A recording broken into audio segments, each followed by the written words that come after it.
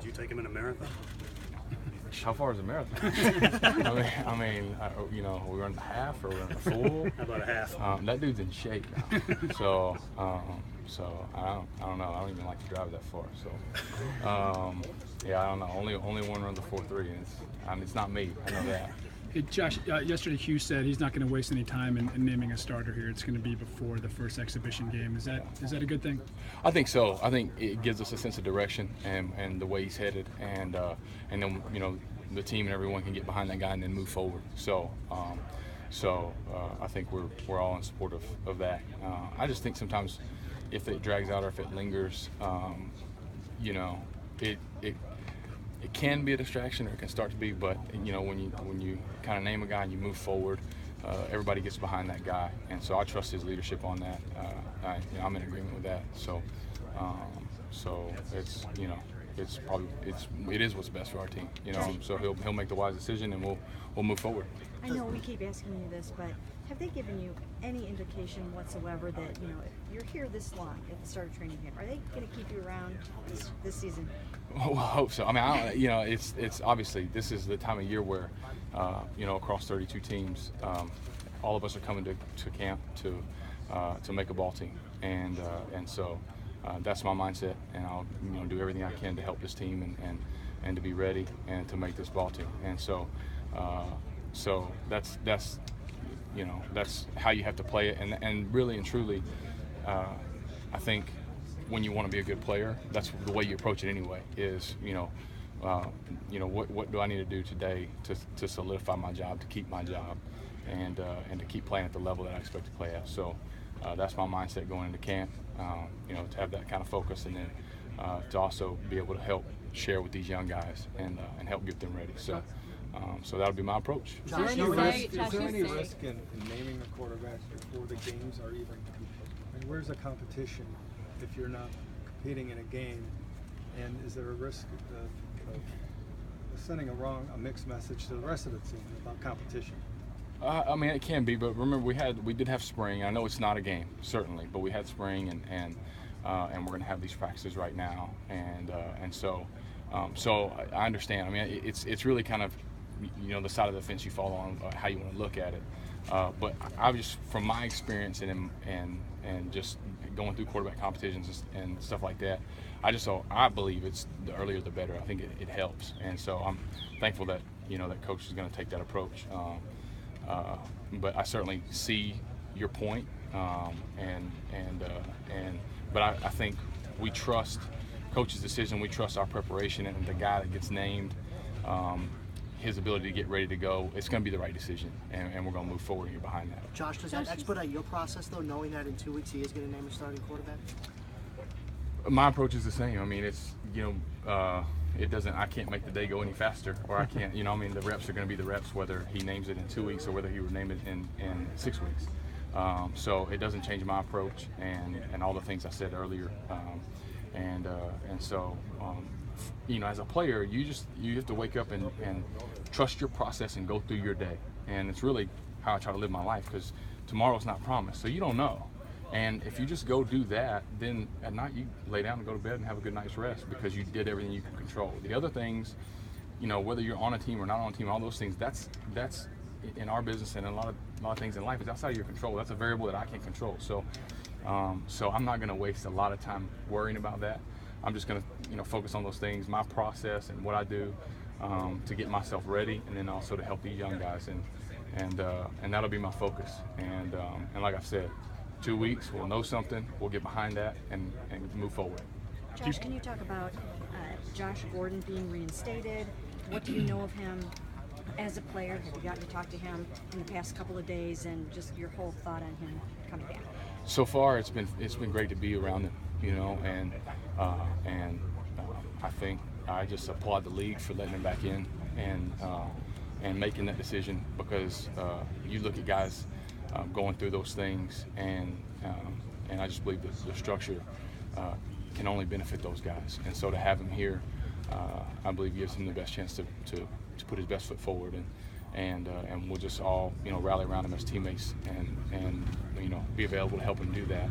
and he's been great in the meetings. He's been great, you know, in everything he's allowed to do. He's right there, and he's one of us, and we're glad to have him here. And like everything, it's a day at a time, but we're certainly glad he's here. What do you recall of him? You know, just as a player. I mean, what are your thoughts on him as? So I only saw him from afar, and then I played with some guys, Jason Campbell and different guys that I know that played with him, and just talk about how talented he is. And I think from afar you see what he does on tape, and you see how fast he is, and you think that's a smaller guy doing those things because he's so fast. And then we got a chance to. I met him last offseason somewhere, and I remember meeting him, going, "Wait a minute, this guy's way too big to be doing what he was doing on tape," you know. And so when you see that and you put those two things together, you realize he's a special player. He's a special talent, and so he's been given some amazing gifts, and you know, all of us just want to come alongside him and help him realize those gifts and be with him to get the most out of him for himself, and then to help our team. So we're glad he's here. I'm glad he's around. Josh, it's very easy to lump him with Johnny Manziel, especially since they're friends. How are they different people?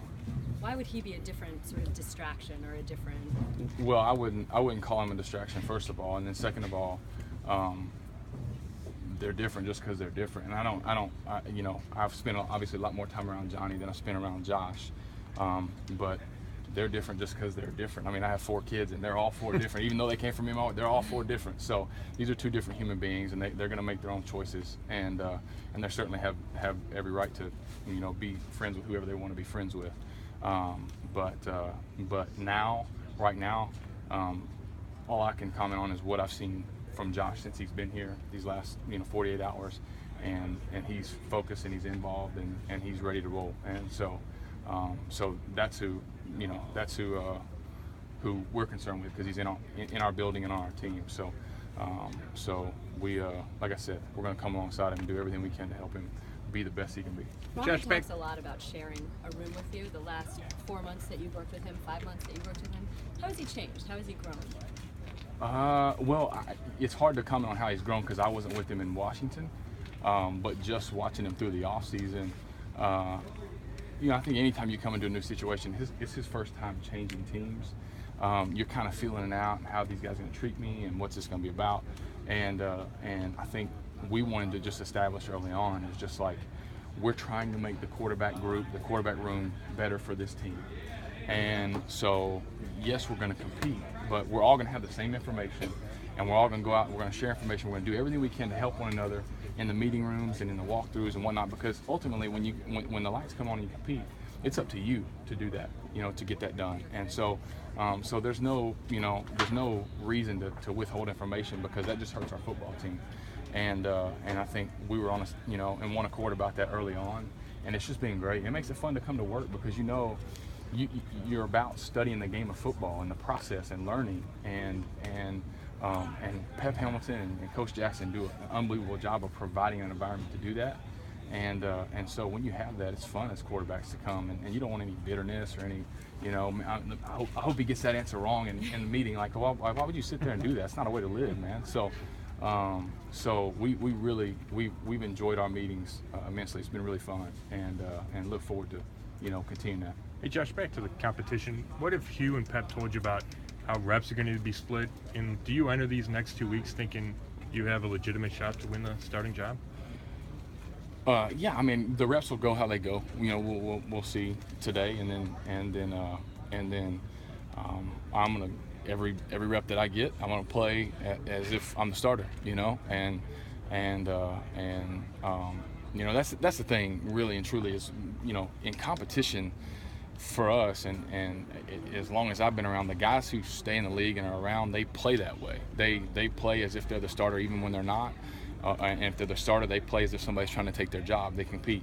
You never really walk the line of scrimmage and go, yeah, I'm probably not going to be the starter, so I'll throw an incompletion this time. You know what I mean? Your mindset is always, man, I'm going to play as best I can on this rep. And so that's my mindset on this rep. And if it's 1 rep, that'll be my mindset for 1 rep. If it's 10, it'll be my mindset for 10. So that's how I'll go about it. And again, because I have to be at my best, because we're competing, and ultimately that's going to draw the best out of Robert. and Austin and Cody and vice versa for them to me. So that's the idea. That's the environment that Coach Jackson has provided for us, is a competitive environment, and we'll go about it that way. And then hopefully that leads us to the best quarterback room we can have. Did you work out with Pryor during the break? Yeah, he stopped by Charlotte and he went down and we worked out. Randy Moss has a little receiving academy that he does down there and has some guys out, and we got out there and threw. Randy works those guys really, really hard. He does a great job helping those guys, and Terrell came down there and worked his tail off, and we got some good throws in. It was good work. Just from last year to this year, has it been light years for him? Yes, I think so. And anytime somebody's making that kind of switch, I think all you want to see is just improvement, and that's, I think, the thing I can say the most about Terrell is he's improved, and he keeps improving, and he's turning over every rock to make sure he can find a way to get himself better. And it's a hats off and a credit to him because he wants it. Some guys I've been around in the past that make that kind of transition, they're kind of reluctant, and their reluctance kind of leaks through in everything that they do. It's not the case with TP.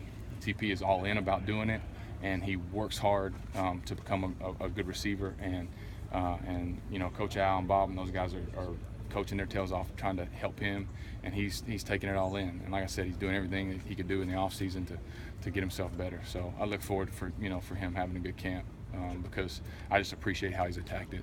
Josh, you didn't go to work out with Tom House at all this I didn't. break, did you?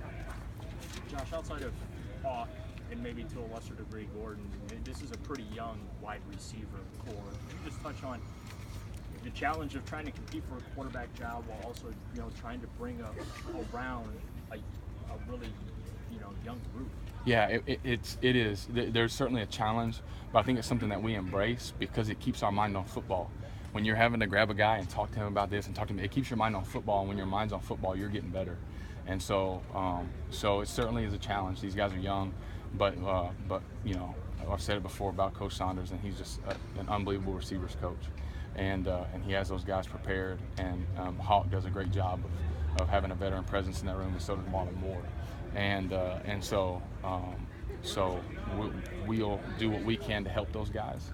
And like I said, we'll embrace the chances to help those guys because it's ultimately helping us be better because we're talking about ball, we're talking about our offense, and this is a new offense that we're learning. So I just believe anytime you're teaching something, you're taking a step towards mastery of something because you're giving it away and you're teaching it. And so if we have to do that with the receivers, it just helps us internalize and learn the offense even better. So it's a challenge, but it's one that we embrace.